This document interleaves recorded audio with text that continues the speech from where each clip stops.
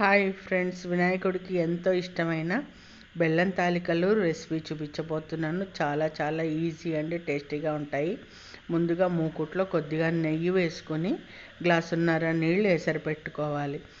అలాగే అది మరుగుతుండగా కొంచెం చిటికెడు ఉప్పు, అలాగే కొంచెం బెల్లము వేసేసి అది బాగా మరిగిన తర్వాత ఒక గ్లాసు బియ్యం పిండిని వేసేసి దగ్గర పడనివ్వాలి. బాగా దగ్గర పడిన తర్వాత మూత పెట్టేసేసి ఒక 5 నిమిషాలు ఉంచుకున్న తర్వాత గోరువెచ్చగా ఉండగా చేతికి నెయ్యి అప్లై చేసుకుని బాగా మెదుపుకొని చిన్న తాలికల్లాగా చేసేసుకుని వాటిని ఒక గ్లాస్కి 3 గ్లాసుల ఎసరు నీళ్లు పెట్టుకొని అలాగే గ్లాసున్నర బెల్లం కూడా వేసేసి పచ్చి కొబ్బరి యాలకుల పొడి వేసేసి బాగా మరిగిన తర్వాత మనం తయారు చేసి పెట్టుకున్న తాలికలను అందులో వేసేసి ఒక చెంచాడు బియ్యం పిండిని కలిపి పోసేస్తే యమ్మీ బెల్లం తాలికలు రెడీ.